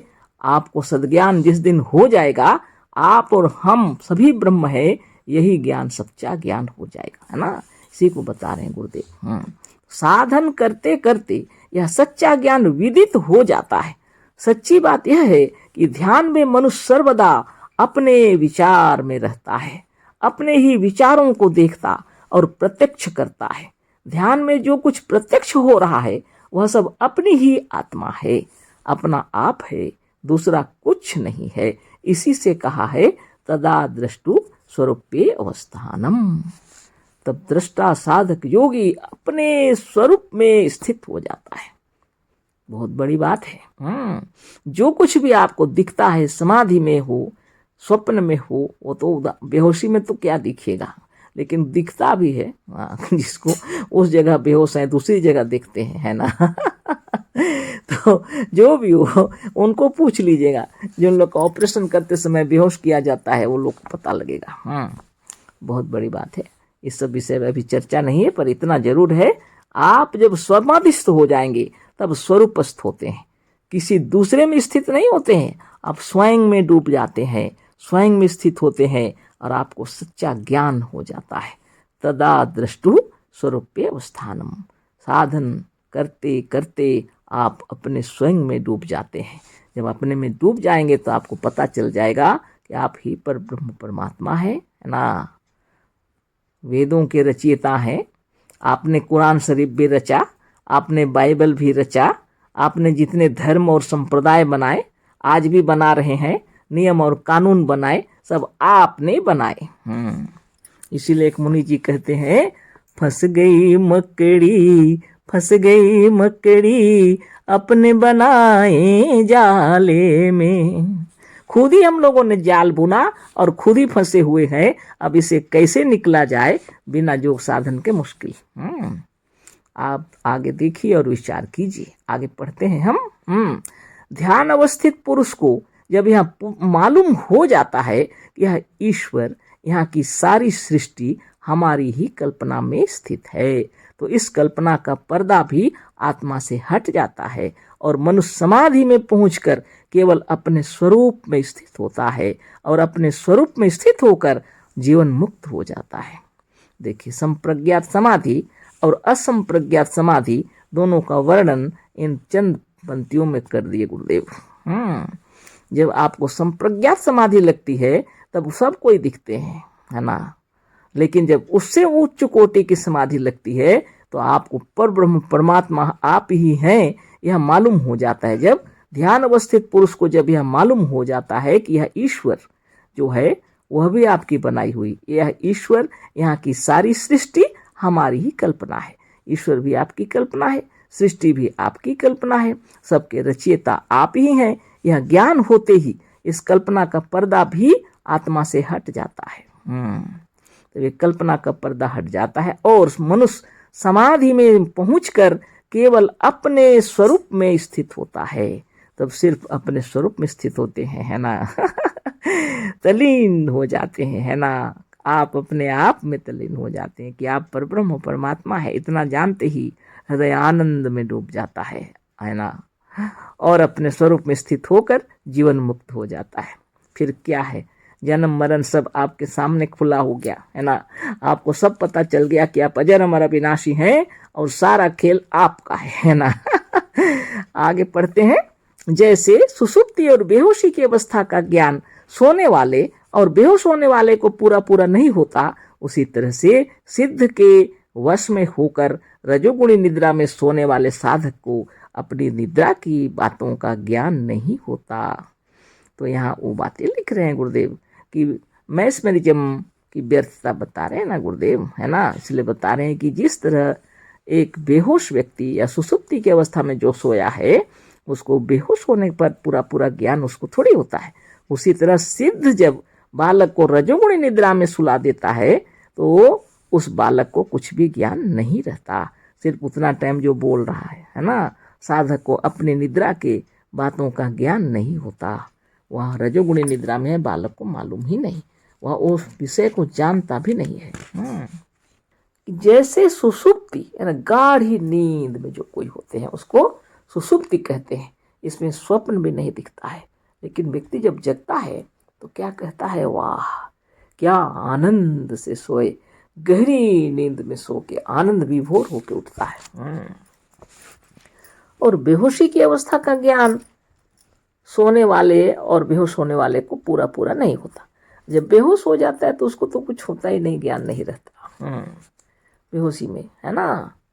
हाँ, कभी कभी हमने सुना है कि किसी का ऑपरेशन हुआ, बाल बच्चे होने के समय तो ऊपर में घूम रहे थे, अपने छोटे बच्चे को लेकर घूम रहे थे, ऐसे भी बतलाते हैं कोई, है ना। तो वो उस वक्त इधर हॉस्पिटल में बेहोश पड़े हैं, लेकिन कहीं वो अपने और एक नन्हे बच्चे को लेकर घूम रहे हैं, है ना। लेकिन इधर बेहोश पड़े हैं हॉस्पिटल। अब वो उनकी बातें हैं जो मैंने सुना, तो वो अलग बात है। मगर इतनी तो बात निश्चित है कि सुसुप्ति और बेहोशी की अवस्था का ज्ञान सोने वाले या बेहोश होने वाले को पूरा पूरा नहीं होता। उसी तरह से सिद्ध के वश में होकर रजोगुणी निद्रा में सोने वाले साधक को अपनी निद्रा के बातों का ज्ञान नहीं होता। गुरुदेव इतना सुंदर उदाहरण दे के बता रहे हैं, जो रजोगुणी निद्रा में जो बालक सो रहा है वो सिद्ध के वश में होकर सो रहा है, और उसको उस समय जो कुछ बोल रहा है बाद में उस नींद से जगने पर कुछ भी ज्ञान नहीं रहता है उसको, है ना। बालक जब सिद्ध दर्पण देखकर वह मैस्मरिज्म द्वारा प्राप्त की हुई रजोगुणी निद्रा से उठकर या जागकर अलग होता है तो उसे उन बातों का ज्ञान नहीं होता जिसे अभी अभी रजोगुणी निद्रा की अवस्था में उसने सबको बतलाया है। उस बालक को उस रजोगुणी निद्रा से जगने के बाद कुछ भी ज्ञान नहीं रहता कि उसने क्या क्या कहा। सिर्फ उस वक्त सिद्ध के माने क्या कहें, वशीभूत होकर, सिद्ध के ही वशीभूत होकर रजोगुणी निद्रा में था। और उस अवस्था में वह जो कुछ प्रश्न पूछा गया, प्रश्नों का उत्तर दिया, जो कुछ भी हुआ, लेकिन जब उससे जग गया, जब उससे उठ गया, उसके बाद उसको कुछ भी याद नहीं रहता। इस बात को समझ लीजिए। रजोगुणी निद्रा की अवस्था में उसने सबको बतलाया था, वह बात उसको अब याद नहीं है। बात यह है कि वह उस अवस्था में मैस्मरिज्म करने वाले के वश में होकर उसके विचारों में कैद होकर जाता है। अतः उस अवस्था से स्वयं बालक कोई लाभ नहीं उठा सकता। ने सुंदर तरीके से समझाए हैं सद्गुरुदेव कि वशीभूत हुआ है किसी के सिद्ध के वशीभूत होकर उसके कैद में होकर के वह उस अवस्था में पहुंचा है, और वह सिर्फ उस सिद्ध के बोलने पर उसके हिसाब से सवाल जवाब कर रहा है, लेकिन फिर भी जब वह जग जाएगा तो उसको कुछ पता नहीं रहेगा। वह उस अवस्था से स्वयं बालक कोई लाभ उठा नहीं सकता। उस अवस्था से उस बालक को कोई फायदा उसको नहीं है। किंतु दूसरे के वश में होकर बार बार बेहोश होने से बालक की आयु क्षीण होती और मस्तिष्क तथा मन निर्बल हो जाता है। ये तो बहुत खतरनाक बात हो गई। तो दूसरे के वश में होकर जब बार बार कोई बेहोश हो, वो बालक अगर बार बार बेहोश हो तो उसकी आयु भी क्षीण होती है। मस्तिष्क तथा मन निर्बल हो जाता है, इसलिए व्यर्थ है कि नहीं है। मैस्मरिज्म की नींद में किसी को सुलाना, एक आध बार सुला दिया कोई बात नहीं, बार बार सुलाना अच्छी बात है क्या? नहीं। तो गुरुदेव बतला रहे यह व्यर्थ है।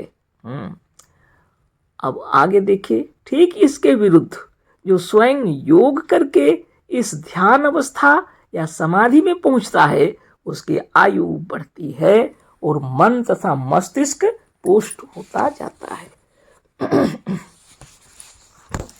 अब ठीक इसके विरुद्ध है ना जो व्यक्ति ध्यान और तपस्या के द्वारा योग विधि से स्वरूपस्थ हो जाता है, तब क्या होता है? समाधि की अवस्था में पहुंचता है, उसकी आयु बढ़ती है और मन तथा मस्तिष्क पुष्ट हो जाता है। इसलिए योगाभ्यास करना चाहिए, ना कि मैस्मरिज्म के चक्कर में रहें, है ना। आपको आयु बढ़ाना है, स्वस्थ निरोग रहना है, तो आपके मस्तिष्क को पुष्ट करना है, मन को बलवान बनाना है, तो आपको क्या करना चाहिए? आपको नित्य दिन योगाभ्यास करना चाहिए और समाधि में पहुंचने की कोशिश भी करनी चाहिए, समाधिस्थ होने की कोशिश करनी चाहिए। उच्च कोटि की समाधि लगे ना लगे, लेकिन जो योगाभ्यास करते हैं वो एक प्रकार से समाधिस्थ ही रहते हैं। दूसरे को कैद करना, दूसरे की आयु को छीड़ करना और दूसरे के मन को दुर्बल बनाना, यह अच्छा कर्म नहीं है। आप ही सोचिए, दूसरे को कैद करना, दूसरे की आयु को छीण करना और दूसरे के मन को दुर्बल बनाना, यह अच्छा कर्म है क्या? बिल्कुल नहीं। मैस्मरिज्म करने वाला स्वयं भी अपने शारीरिक और मानसिक बल को छीड़ करता जाता है, क्योंकि बिना अपना मानसिक बल और शारीरिक विद्युत कुछ छीड़ किए दूसरा बेहोश नहीं हो सकता। वो बालक का मन दुर्बल हो जाएगा, वो आयु क्षीण हो जाएगी, वो तो ठीक है, लेकिन जो मैस्मरिज्म करने वाला है, करा रहा है जो सिद्ध, उसकी भी शारीरिक मानसिक बल क्षीण होती है, क्योंकि अपना मानसिक बल और शारीरिक विद्युत जब तक खर्च नहीं करेंगे दूसरे को बेहोश नहीं कर सकते ना। ये बहुत बड़ी शक्ति आपके अंदर से चली जाती है उसके पास, पूरी तरह ध्यानस्थ होकर के, है ना। तो आपका भी खुद का अपना मानसिक बल भी तो क्षीण होता है, शारीरिक बल भी, है ना बिना योगाभ्यास के फिर उसको नहीं बढ़ाया जा सकता।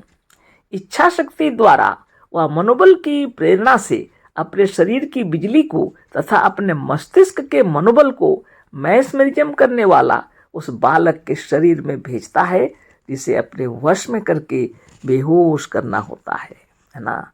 देख लीजिए कितनी बड़ी बात है।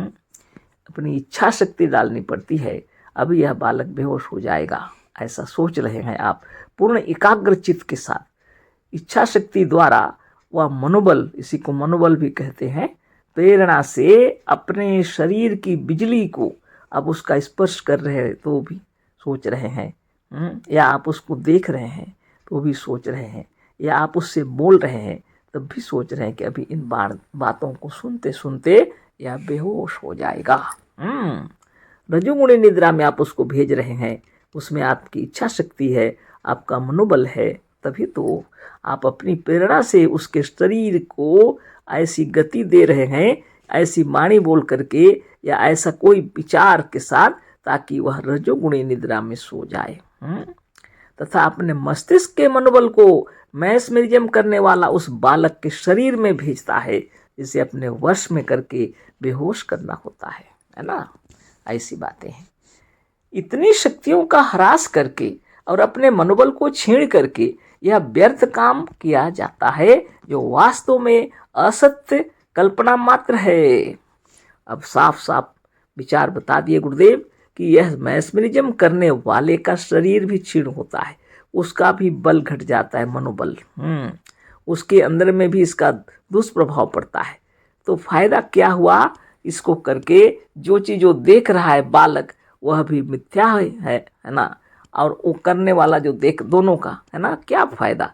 इससे अच्छा है दोनों अपने अपने योग ध्यान तपस्या में डूब कर अपने आप से समाधिस्थ हो जाएं, तो आयु भी बढ़ेगी, है ना, मनोबल भी बढ़ेगा, आत्मबल, मनोबल, ज्ञान बल, योग बल बढ़ेगा।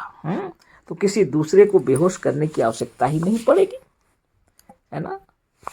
इससे ना अपना मनोबल क्षीण होगा, ना शारीरिक बल घटेगा, ना दूसरे की आयु घटेगी, ना मन दुर्बल होगा। तो यह व्यर्थ है कि नहीं है। सवाल का जवाब मिल गया हम लोगों को, है ना। वास्तव में यह मैस्मरिज्म या भूत विद्या, ये जो कुछ भी है, यह वास्तव में क्या है, हानिकारक है। इससे ना हमारा लाभ है, ना उसका लाभ है, ना सुनने वाले का क्योंकि जो सुन रहे हैं वह भी कल्पना मात्र है। इसलिए गुरुदेव लिख रहे हैं इससे कोई फायदा नहीं। फिर से उन्हीं शब्दों को हम पढ़ देते हैं। इच्छा शक्ति द्वारा व मनोबल की प्रेरणा से अपने शरीर की बिजली को तथा अपने मस्तिष्क के मनोबल को मैस्मरिज्म करने वाला उस बालक के शरीर में भेजता है, जिसे अपने वश में करके बेहोश करना होता है। इतनी शक्तियों का ह्रास करके और अपने मनोबल को छेड़ करके यह व्यर्थ काम किया जाता है, जो वास्तव में असत्य और कल्पना मात्र है ना। आगे पढ़ते हैं। इसमें समय भी नष्ट होता है और संसार में तथा अपने भीतर अज्ञान और अंधविश्वास का प्रचार होता है।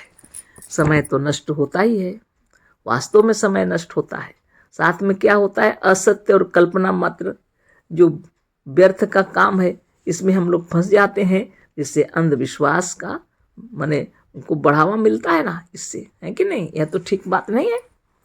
इससे समय भी नष्ट होता है और संसार में तथा अपने भीतर अज्ञान और अंधविश्वास का प्रचार होता है। हम भी अंधविश्वास में पड़ जाते हैं, सुनने वाला भी।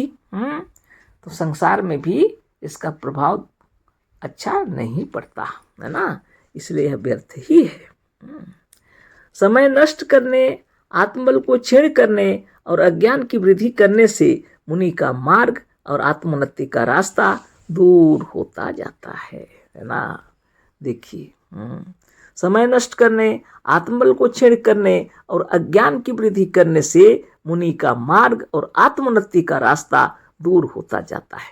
आत्मोन्नति चाहिए कि नहीं चाहिए, इसलिए यह सब व्यर्थ है। वास्तव में भूत विद्या मैस्मरिज्म की व्यर्थता को सिद्ध कर दिए गुरुदेव। इसी से हमने अपने बनाए हुए ग्रंथों में मैस्मरिज्म को व्यर्थ बतलाया है और इसे मुक्ति और उन्नति के मार्ग का कंटक और बाधक माना है। अब तो समझ में आ गया, है ना। अब ये तो अंत भी हो गया, इसको हम सीधे पढ़ देते हैं और टाइम बहुत हो गया। योग साधन के प्रेमियों और मुमुक्षुओं को इससे दूर रहना चाहिए। मैस्मरिज्म और भूत विद्या एक ठग विद्या है, जिससे मनुष्य दूसरों को भी ठगता है और अपने को भी। यह सिद्ध दर्पण यद्यपि व्यर्थ है, पर यदि कोई मनुष्य इसे बनाना सीखना चाहे तो इससे सीख सकता है। इसे सीख सकता है। किन शर्तों पर हम इसे बनाना सिखा देंगे, इसके लिए हमसे पत्र व्यवहार कीजिए। यहाँ तो प्रश्न ही नहीं उठता, सदगुरुदेव हैं ही नहीं तो किससे पत्र व्यवहार करेंगे, है ना। पाठ हो गया पूरा। जब आपको मालूम हो गया कि भूत विद्या और मैस्मरिज्म व्यर्थ ही है, तो उसके पीछे माथा क्यों पटकें, क्या आवश्यक है। इससे अच्छा है निरंतर योगाभ्यास करें, समाधिस्थ हों, हमारा भी कल्याण होगा, जगत का भी कल्याण होगा। और आप यदि चाहें तो किसी की बीमारी भी ठीक कर सकते हैं और अपने खुद की बीमारी भी ठीक, है ना। जगत भी शांत, आप भी शांत। तो आज यह अध्याय 3 पूरा हो गया। आगे कल फिर चर्चा होगी। अशेष धन्यवाद, कोटिशः नमन, सप्रेम जय जीव। सदगुरुदेव शिव मुनि महाराज की जय।